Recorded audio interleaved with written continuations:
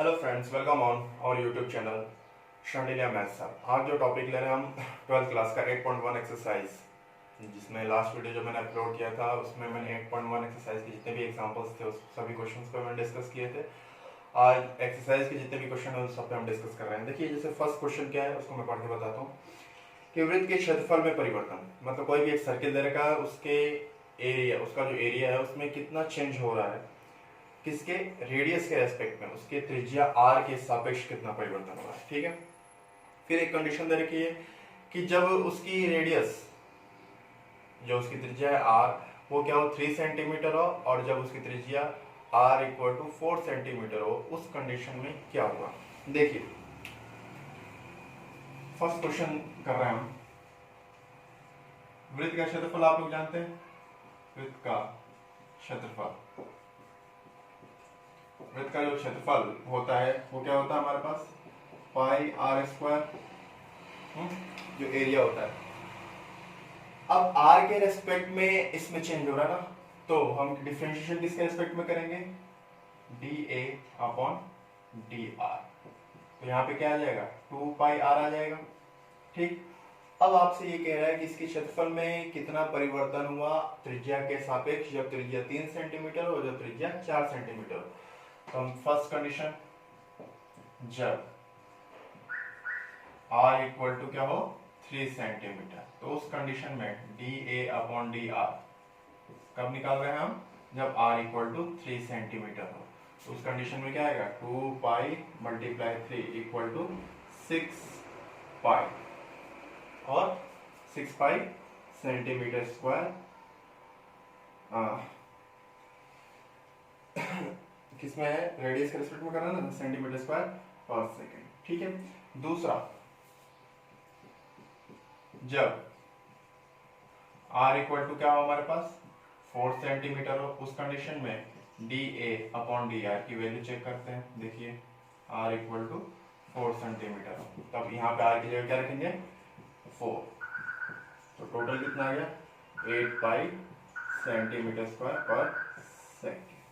ये तो सिंपल सा क्वेश्चन था कि किसी वृत्त के क्षेत्रफल में रेडियस के रेस्पेक्ट में त्रिज्या के सापेक्ष में कितना परिवर्तन होगा, जब त्रिज्या हो हमारे पास 3 सेंटीमीटर, जब त्रिज्या हो हमारे पास 4 सेंटीमीटर। ठीक है, ये फर्स्ट क्वेश्चन था। सेकंड क्वेश्चन देखिए क्या कह रहा है, एक पहले इसको, चलिए अब सेकंड क्वेश्चन यहाँ देख ले। सेकंड क्वेश्चन में आपको एक कर्व दे रहा है, वक्र क्या दे रहा है, y equal to 2/3 x cube plus 1, x cube plus 1 दे रखा है। क्या कह रहे हैं कि कोई एक पार्टिकल है, कोई कण है, वो इस कर्व पे चल रहा है, इस वक्र पे चल रहा है। वक्र पर उन बिंदुओं को ज्ञात कीजिए जहां y निर्देशांक में परिवर्तन की दर x निर्देशांक में परिवर्तन की दर की दुगुनी है। ठीक है, सिंपल सा है। देखिए, पहले तो हम क्या करेंगे, आप इसको x के रेस्पेक्ट में डिफरेंशिएशन करेंगे, तो dy अपॉन dx की वैल्यू क्या आएगी, देखिए 2/3 तो कांस्टेंट है, यहाँ पे क्या आएगा 3x स्क्वायर प्लस 0, 3 से 3 कैंसिल हो गया, dy अपॉन dx की वैल्यू क्या आ गया हमारे पास, 3 से 3 कैंसिल हो चुका है, 2x स्क्वायर। उसने कंडीशन क्या दे रखी है, प्रश्नानुसार क्वेश्चन में क्या दे रखा है कि y निर्देशांक में परिवर्तन की दर x निर्देशांक में परिवर्तन की दर का दुगुना है। y निर्देशांक में परिवर्तन की दर, परिवर्तन क्या होगा dy, और x निर्देशांक में जो परिवर्तन होगा क्या होगा dx। क्या कह रहा है, y निर्देशांक में परिवर्तन x निर्देशांक में परिवर्तन का क्या है, ठीक डबल है। तो यहां से आपके पास dy अपॉन dx की वैल्यू क्या आ गई, 2 आ गई। ये कोई समीकरण 2 ले लो और ये कोई समीकरण 1 ले लेते हैं। ठीक है, अब देखिए ये भी dy अपॉन dx की वैल्यू है, ये भी हमारे पास क्या है dy अपॉन dx की वैल्यू है। इस कंडीशन से हम अब x और y के जो भी वहां पे कह रहा है कि आप निर्देशांक ज्ञात कीजिए, वो निर्देशांक हम लोग ज्ञात करते हैं। देखिए, समीकरण 1 और 2 से क्या आएगा हमारे पास, समीकरण 1 व 2 से 2x स्क्वायर इक्वल टू क्या आएगा 2 से 2 कैंसिल हो गया, x स्क्वायर इक्वल टू 1 और x इक्वल टू क्या होगा प्लस माइनस 1, ये रिजल्ट आ गया। अब यहाँ से y की वैल्यू निकालते हैं, जब x इक्वल टू 1 तब इस y में x की वैल्यू रखो, y इक्वल टू क्या आएगा 2/3 1 प्लस 1 कितना आ जाएगा हमारे पास, देखो 2/3 plus 1, total result y equal to क्या आएगा 5/3। तो उस कंडीशन में अभिष्ट बिंदु जो आए ये अभिष्ट निर्देशांक,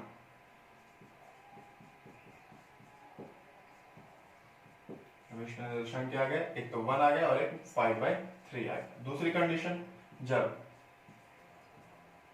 x इक्वल टू -1 हो, x इक्वल टू -1 हो, उस कंडीशन में y की वैल्यू क्या आएगी 2/3 -1 प्लस 1, टोटल रिजल्ट क्या आएगा -2/3 प्लस 1, टोटल क्या रिजल्ट आएगा 1/3। यहां से जो अभिष्ट निर्देशांक आएंगे, यहां से निर्देशांक क्या बन रहा है हमारे पास -1 और 1/3। तो ये दो बिंदु आ गए, एक तो 1, 5/3 और -1, 1/3, ये दो बिंदु हैं। जिससे क्या वो जो क्वेश्चन में पूछ रहा है कि वक्र पर उन बिंदुओं को ज्ञात कीजिए जिसपे y निर्देशांक की दर x निर्देशांक की दर परिवर्तन की दर का दोगुना है। तो ये ऐसे दो बिंदु हैं जिसमें y निर्देशांक की परिवर्तन की दर x निर्देशांक परिवर्तन की दर का क्या है दोगुना है। ठीक है, ये क्वेश्चन नंबर सेकंड था, नोट कर ले एक बार, फिर मैं क्वेश्चन नंबर थर्ड करता हूँ।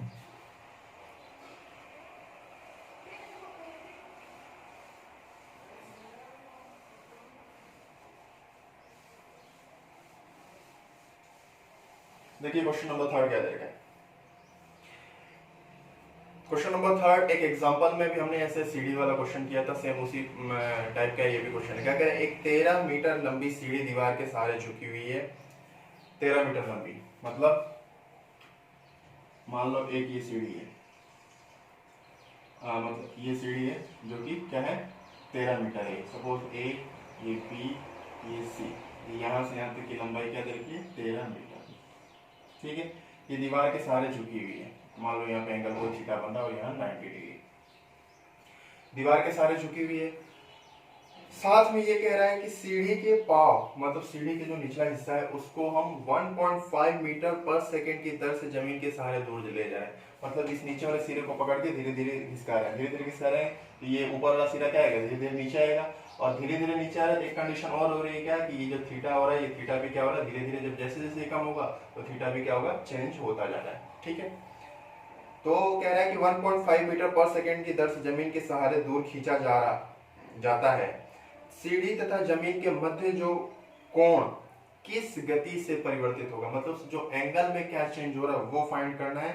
साथ में कंडीशन दे रही कि जबकि सीढ़ी का पाव दीवार से 12 मीटर दूर है, मतलब ये जो हिस्सा है यहाँ से यहाँ तक की लंबाई वो दे रखी है 12 मीटर दे रखी है। ठीक, हम स्टार्टिंग में मान लेते हैं ये x है और ये y है। तो पाइथागोरस थ्योरम के हिसाब से क्या होगा हमारे पास, पाइथागोरस प्रमेय से क्या रिजल्ट आ रहा है, देखो x square plus y square equal to 13, ये आएगा रिजल्ट। अब इसका डिफरेंशिएशन कर दो तो क्या आएगा 2x, यहाँ तो किसका किया 2 का किया पावर का, और x का dx अपॉन dt।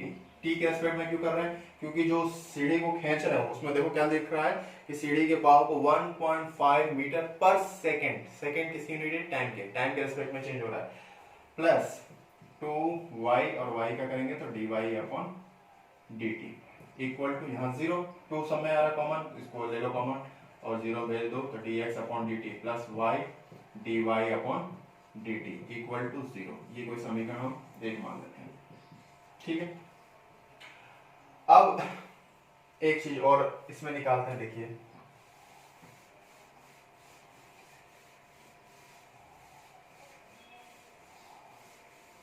ये 12 मीटर दे रखा है, ये 13 मीटर दे रखा है।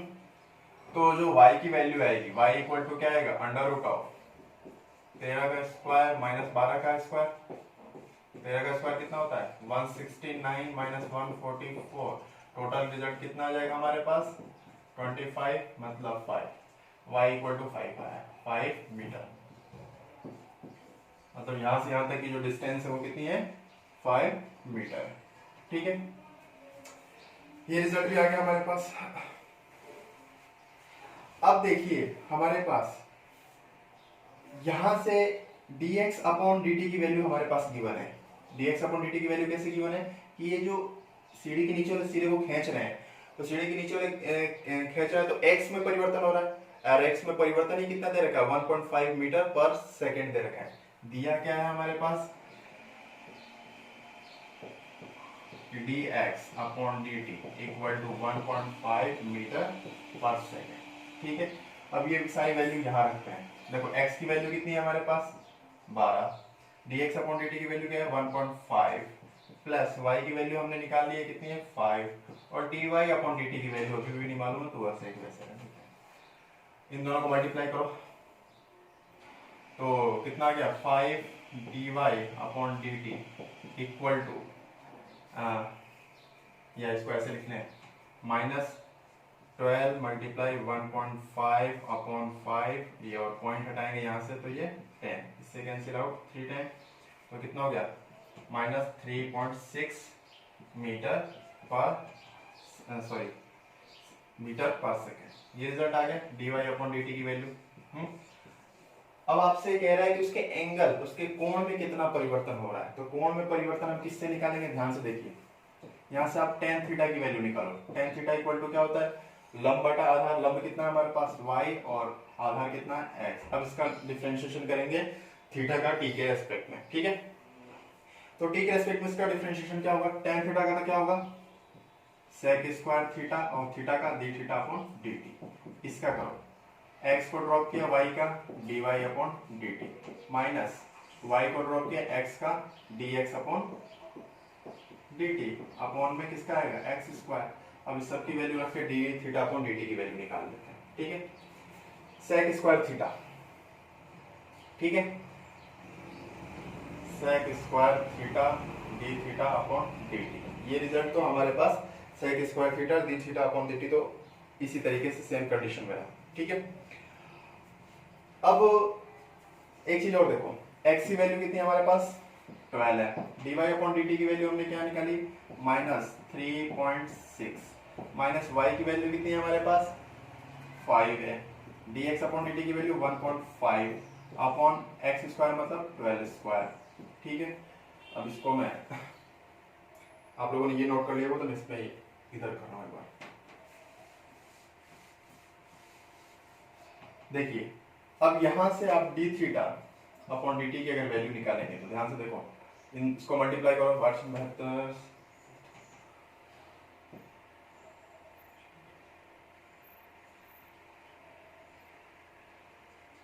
ये आ जाएगा 43.2, वो भी किसका माइनस का, और माइनस का 7.5 upon 144 multiply sec square theta. ठीक है, अब इन दोनों को ऐड करना कितना आ रहा है हमारे पास 7 और ये 50.7 आ गया, किसका वो भी माइनस का, अपॉन में 144 मल्टीप्लाई sec स्क्वायर थीटा की वैल्यू निकालना। sec square theta sec theta equal to क्या होगा हमारे पास कर्ण बटा आधार। कर्ण बटा आधार का मतलब 13/12, ये किसकी वैल्यू है sec थीटा की, और sec स्क्वायर थीटा की अगर वैल्यू निकालो तो कितना जाएगा 169 अपॉन 144, वहां लिखेंगे 169 और मल्टीप्लाई में 144 से 144 तो कैंसिल हो जाएगा। और इसको अगर हम डिवाइड करते हैं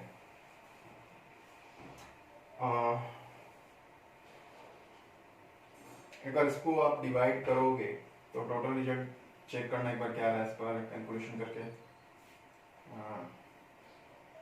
मैं लिख देता हूँ एक बार, फिर भी आप लोग 3/10 मीटर, अब इसका तो बता नहीं सकते ना इकाई पर सेकेंड, क्योंकि ये एंगल में चेंज है d थीटा अपॉन dt। एक बार इसको चेक कर लेना, यहाँ पर कहीं कैलकुलेशन में अगर मिस्टेक हुई तो चेक आप सही कर लेना, वैसे बाकी सही है। ठीक है, ये था क्वेश्चन। ठीक है, आप लोग ये क्वेश्चन थर्ड नोट कर लें।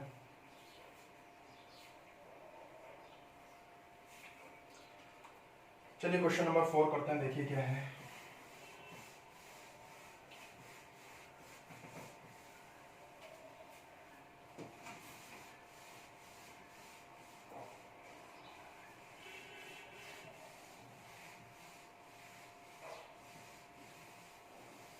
क्वेश्चन नंबर जो 4 दे रखा है, क्या कह रहा है, एक परिवर्तनशील घन, घन मतलब क्यूब दे रखा है, का किनारा 3 सेंटीमीटर पर सेकंड की दर से बढ़ रहा है। मतलब कोई घन दे रखा है, घन का किनारा क्या हो रहा है, 3 सेंटीमीटर पर सेकंड की दर से बढ़ रहा है, ठीक है, मतलब उसकी भुजा में परिवर्तन हो रहा है, ठीक है।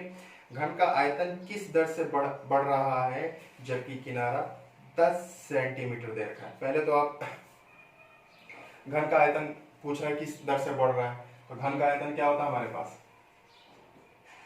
क्वेश्चन नंबर ये है 4, घन का आयतन, घन का आयतन v इक्वल टू क्या होता है, भुजा क्यूब मतलब x क्यूब।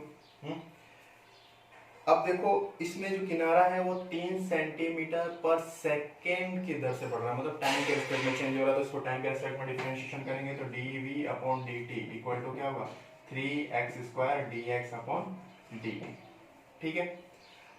अब देखिए, अब उसने क्या बोल रखा है कि उसका किनारा, जो किनारा है उसकी लंबाई कितनी दे रखी है, 10 सेंटीमीटर दे रखी है, तो dv अपॉन dt की वैल्यू क्या आएगी, 3 इंटू 10 का स्क्वायर, और ये dx अपॉन dt क्या है, मतलब भुजा क्या होती है, x यहाँ पे भुजा मानी, तभी तो हमारे पास x क्यूब लिखा है, तो उसके भुजा में जो परिवर्तन हो रहा है वो दे रखा है 3 सेंटीमीटर पर सेकेंड, 3 सेंटीमीटर पर सेकेंड, तो मतलब dx अपॉन dt की वैल्यू कितनी दे रखी है उसने, 3 दे रखी है। अभी 3 3 जा 9 मल्टीप्लाई 100, टोटल कितना होगा 900 सेंटीमीटर क्यूब पर सेकेंड। सेंटीमीटर क्यूब क्यों मैंने लिखा, क्योंकि इसके आयतन में, वॉल्यूम में चेंज हो रहा है, इसलिए हमने सेंटीमीटर क्यूब लिखा है, ठीक है। ये क्वेश्चन नंबर 4 था, सिंपल सा। देखिए इसी तरीके से क्वेश्चन नंबर 5 पे आते हैं। क्वेश्चन नंबर 5 क्या दे रखा है, एक गुब्बारा जो सदैव गोलाकार रहता है, एक गुब्बारा दे रखा है जो कह रहा है कि हमेशा क्या होता है, एक स्फीयर की फॉर्म में गोल रहता है, सॉरी स्फीयर की फॉर्म रहता है। फिर क्या करें, एक पंप द्वारा 90 सेंटीमीटर क्यूब गैस प्रति सेकंड की दर से फुलाया जाता है, मतलब उसके जो जो भी स्फीयर है उसमें जो आयतन में, उसके वॉल्यूम में क्या चेंज क्या हो रहा है, चेंज किस हिसाब से हो रहा है, 90 सेंटीमीटर क्यूब पर सेकंड की रेट से चेंज हो रहा है, ठीक है। अब कह रहा है गुब्बारे की त्रिज्या में परिवर्तन की दर ज्ञात कीजिए जबकि इसकी त्रिज्या क्या हो, 15 सेंटीमीटर दे। गुब्बारा कैसा गोलाकार है, तो मतलब गोले का आयतन कितना होता है, ये क्वेश्चन नंबर 5 है, गोले का आयतन v इक्वल टू क्या होता है, 4/3 पाई आर क्यूब। अब इसको भी किसके रेस्पेक्ट में करना है, टाइम के रेस्पेक्ट में करना है, क्योंकि वो गोला किस रेट से चेंज हो रहा है, 90 centimetre cube, sorry 90 centimetre cube पर सेकंड के ध्यान से, ये यूनिट ध्यान रख के करना है। देखिए गोले का आयतन जो दे रखा है v equal to 4/3 pi r cube होता है, और टाइम के एस्पेक्ट में चेंज हो रहा है क्योंकि उसने बोला कि गोले का आयतन 90 सेंटीमीटर क्यूब पर सेकंड के रेट से चेंज हो रहा है, तो मतलब सेंटीमीटर पर सेकंड है, टाइम के एस्पेक्ट में चेंज हो रहा है, तो dv अपॉन dt की वैल्यू ध्यान से देखो क्या है, 4/3 पाई तो कांस्टेंट है, r क्यूब का क्या होगा 3r स्क्वायर और dr अपॉन dt, ठीक है। हमें वैल्यू किसकी निकालनी है कि उसकी त्रिज्या में कितना परिवर्तन हो रहा है, मतलब dr अपॉन dt की वैल्यू निकालनी है। अब कह रहा है इसमें कि जो, एक सेकेंड, क्या कह रहा था कि हमें dr अपॉन dt की वैल्यू निकालनी है। अब इसमें उसकी त्रिज्या दे रखी है 15 सेंटीमीटर, तो dv अपॉन dt की वैल्यू उसने कितनी दे रखी है, 90 नहीं है वो 900 दे रखी है, 900 तो ये दे रखी है 4/3 ये रहा, पाई ये रहा, ठीक। 3r की वैल्यू कितनी है 15, 15 का स्क्वायर मतलब 225 इंटू dr अपॉन dt। अब यहाँ से dr अपॉन dt की अगर वैल्यू निकालना है तो ध्यान से देखो 900 multiply 3 upon 4 pi upon 3 multiply 225, 3 से 3 कैंसिल हो गया, और अगर हम 5 से कैंसिल करना चाहें तो देखो 5 और इसको 5 से करोगे तो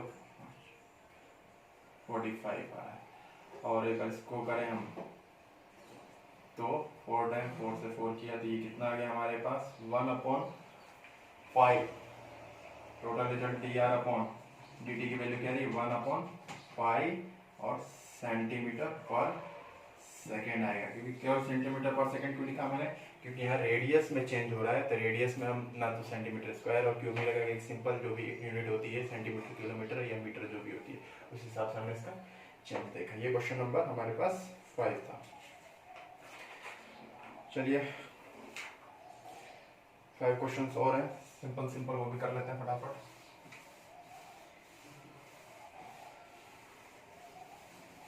क्वेश्चन नंबर जो 6 है, देखिए क्या कह रहे हैं, एक गुब्बारा जो सदैव गोलाकार रहता है, ये भी बस सेम ऐसे ही क्वेश्चन है। उसका व्यास दे रखा है, देखिए क्या दे रखा है हमारे पास, गोले का व्यास। गोले का व्यास मतलब d इक्वल टू दे रखा है इसमें 3/2 2x + 1 दे रखा है, ठीक है। कह रहे इसके आयतन में परिवर्तन की दर x के सापेक्ष ज्ञात करो, ठीक है।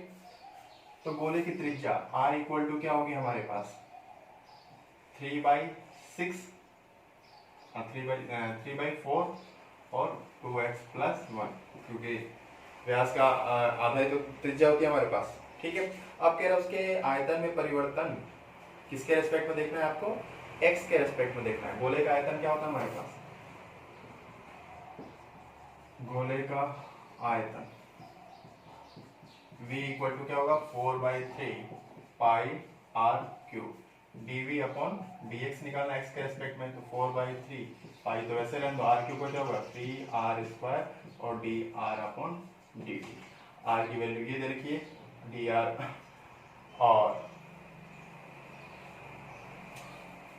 dr/dx, ठीक है। और dr/dx की वैल्यू हमारे पास एक सेकेंड,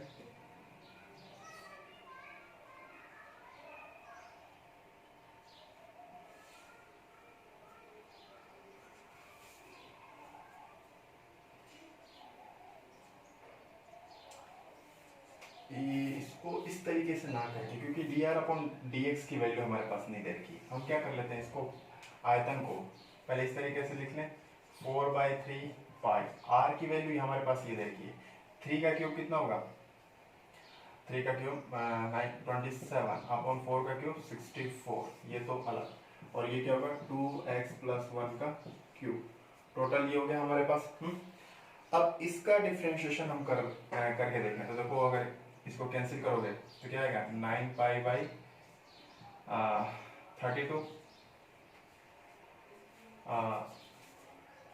16 आएगा, और इसका क्या आएगा 2x + 1 का क्यूब v इक्वल टू, अब dv/dx की वैल्यू निकालो, देखो 9π/16, और इसका करोगे तो पहले तो पावर का करना होगा हमारे पास, तो पावर का क्या होगा 3 और 2x + 1 का होल स्क्वायर, ठीक। अब फिर 2x का करेंगे तो क्या आ जाएगा, रिजल्ट 2 आ जाएगा, ठीक। अब इसको टोटल को आप कैलकुलेट कर लो, टोटल को कैलकुलेट करोगे x की फॉर्म में ही आएगा रिजल्ट हमारे पास। देखो 3 से अगर कैंसिल कोई नहीं हो रहा हमारे पास, 2 से अगर ये कैंसिल हो रहा है तो कितना होगा 27π/8 और 2x + 1 स्क्वायर, और ये dv/dx की वैल्यू आएगी। x के रेस्पेक्ट में जो चेंज हो रहा है वो ये होगा। अब ध्यान से देखिए, यहाँ पे मैंने कोई यूनिट नहीं लिखी है, क्योंकि चेंज किसके रेस्पेक्ट में पूछ रहा है, x के रेस्पेक्ट में पूछ रहा है, तो x के रेस्पेक्ट में हम नहीं बता सकते हैं कि कौन सी यूनिट लगेगी, मीटर सेंटीमीटर किलोमीटर, वो कुछ दिया भी नहीं है हमारे पास, ठीक है। ये क्वेश्चन नंबर 6 था। क्वेश्चन नंबर अब 7 करते हैं, देखिए क्या आ रहा है। क्वेश्चन नंबर जो 7 दे रखा है, किसी वस्तु के x इकाई उत्पादन का कुल लागत cx रुपए में दे रखा है। देखो cx इक्वल टू क्या दे रखा है, कोई हमारे पास इक्वेशन दे रखी है, cx equal to 0.05x³ minus 0.02x² plus 30x + 5000, ठीक है। अब कह रहा है कि सीमांत लागत ज्ञात कीजिए जबकि वस्तु की 3 इकाई उत्पादित की जाती है, जहाँ सीमांत लागत का अर्थ यह है कि किसी स्तर पर उत्पादन का संपूर्ण लागत में तात्कालिक परिवर्तन। देखो इसमें सीधे है कि ये कोई फंक्शन जो भी है इधर का, ये किसका है, एक्स का फंक्शन है, इसको आपको एक्स के रेस्पेक्ट में डिफरेंशिएशन करना है। एक्स के रेस्पेक्ट में डिफरेंशिएशन करोगे तो क्या आएगा 0.05 मल्टीप्लाई 3x² माइनस यहाँ पे क्या आएगा 0.02 मल्टीप्लाई 2x प्लस 30, ये आ गया एक्स के रेस्पेक्ट में। अब उसने क्या दे रखा है, x की वैल्यू, x इक्वल टू आपके पास 3 दे रखा है, 3 वैल्यू रख दो यहाँ पे 0.05 मल्टीप्लाई 3 रखने पे कितना होगा 27 माइनस 0.02 मल्टीप्लाई 6 प्लस 30, और इसको आप कैलकुलेट करके देख लेना, आपके पास जो भी रिजल्ट आएगा। मैं आंसर लिख देता हूँ 300.15, ये आएगा आंसर इसका। ठीक, सिंपल सा, ये कोई क्वेश्चन इंपॉर्टेंट नहीं है, फिर भी आप लोग कर लें। क्वेश्चन नंबर 7 हो गया। क्वेश्चन नंबर 8, 9 ये दो अच्छे क्वेश्चन है, उस पर हम बात करते हैं।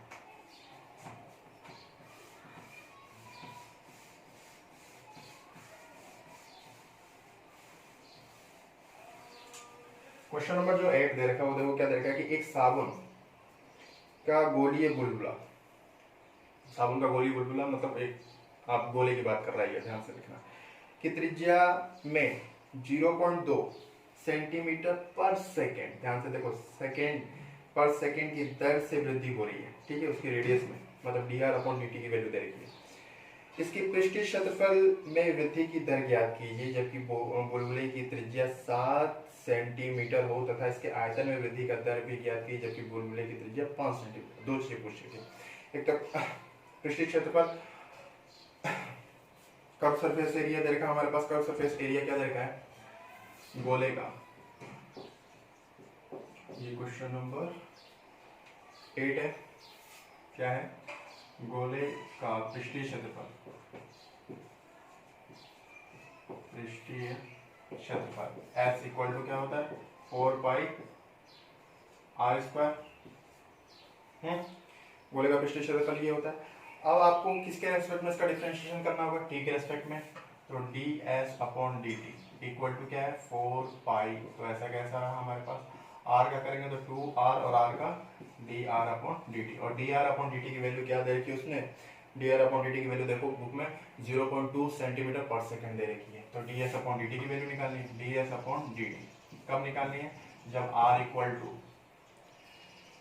7 सेंटीमीटर हो, 7 तो क्या होगा 4 पाई 2 इंटू 7 और dr/dt की वैल्यू 0.2, टोटल रिजल्ट कितना हो गया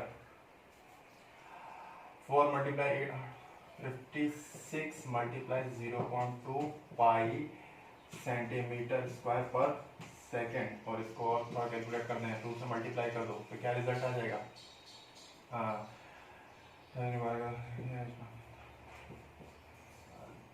11.2 पाई सेंटीमीटर स्क्वायर पर सेकेंड, ये आ गया ds/dt की वैल्यू कब, जब r इक्वल टू 7 सेंटीमीटर हो। अब आप क्या कह रहे हैं, आयतन में परिवर्तन, तो वॉल्यूम v इक्वल टू आयतन क्या होता है, v equal to 4/3 pi r³ dv/dt की अगर वैल्यू निकालोगे तो क्या आएगा 4/3 पाई r³ का 3r² और r का dr/dt। अब 4/3 तो ऐसा कैसा रहा, पाई ऐसा कैसा रहा, 3 ये रहा, और r की वैल्यू अब आयतन में जब दे रखी है तब उसने कितनी दे रखी है 5 सेंटीमीटर दे रखी है, मतलब 25 मल्टीप्लाई dr/dt की वैल्यू 0.2, इसको आप लोग कैलकुलेट करेंगे, इसको कैलकुलेट करके देखो आप लोग क्या आ रहा है 25 सेंटीमीटर क्यूब पर सेकेंड रिजल्ट आएगा। ठीक है, ये क्वेश्चन नंबर 8 मैंने कंप्लीट करा दिया। अब क्वेश्चन नंबर हम 9 करते हैं, देखिए क्वेश्चन नंबर 9 देखिए क्या दे रखा है। क्वेश्चन नंबर 9 में दे रखा है कि पहले एक बार नोट कर लें, मैं सबको मिटाना चाह रहा हूँ।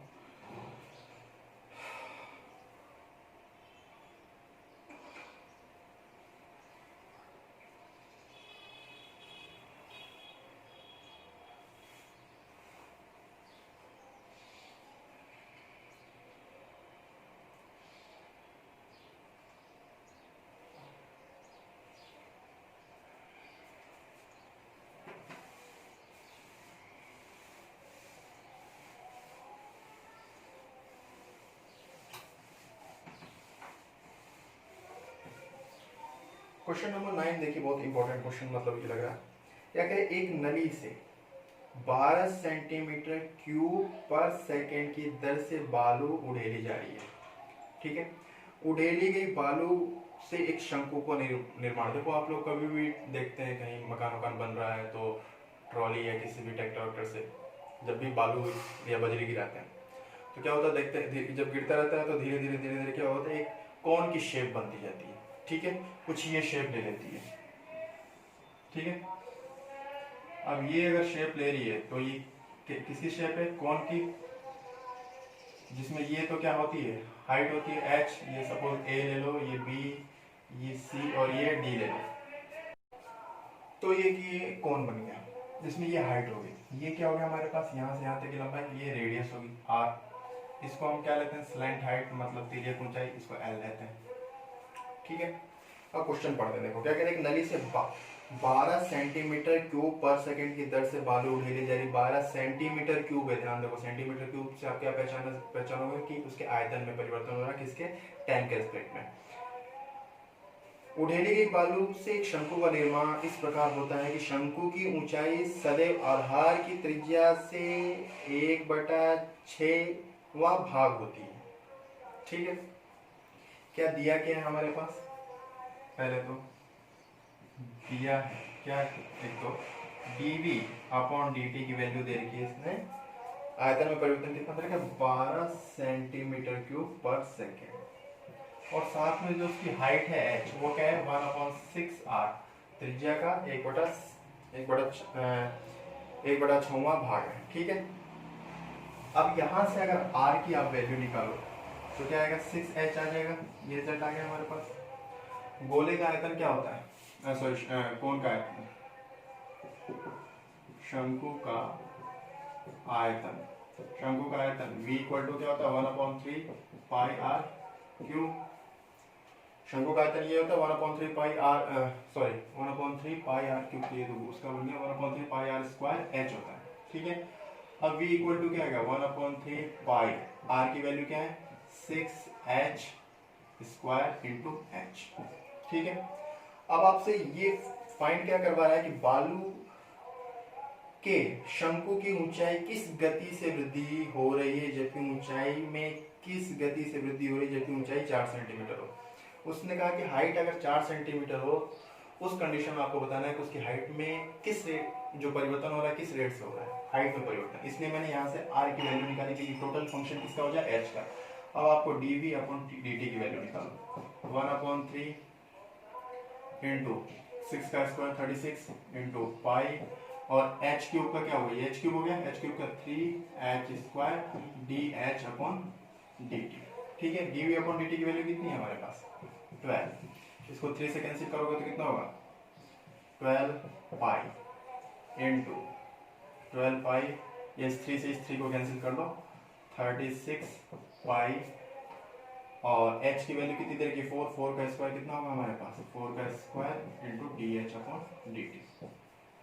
अब dh अपॉन dt की वैल्यू निकालो यहाँ से, कितना होगा, 12 अपॉन 36 पाई इंटू 16, कितना हो गया, 1/48 पाई और सेंटीमीटर पर सेकेंड। उसकी हाइट में जो चेंज होगा वो 1/48 पाई सेंटीमीटर पर सेकेंड की रेट से चेंज होगा। ठीक है, अगला जो क्वेश्चन नंबर 10 है वो बहुत सिंपल सा है। क्या कह रहा है कि किसी उत्पादन में एक इकाई की विक्रय से प्राप्त कुल आय RX। क्वेश्चन नंबर 10 में यहाँ कर देता हूँ, RX वो सिंपल सा है, 2 लाइन का। RX इक्वल टू दे रखा है आपके पास 13x square plus 26x plus 15। आपसे ये कह रहा है कि किसी उत्पाद के x इकाइयों में विक्रय से प्राप्त कुल आय RX रुपयों में निम्न समीकरण से दी गई है। ठीक है, और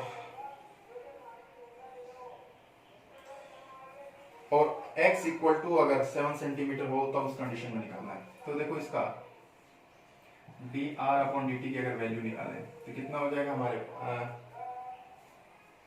dr अपॉन x की वैल्यू निकालें, क्योंकि x की वैल्यू देखिए D R upon D x की वैल्यू निकालोगे तो कितना होगा 26x प्लस 26 और D R upon D x.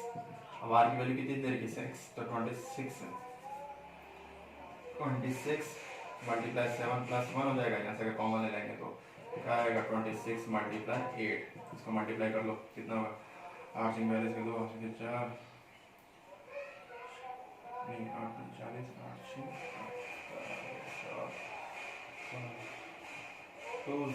8 208 rupees हो जाएगा इसका आंसर।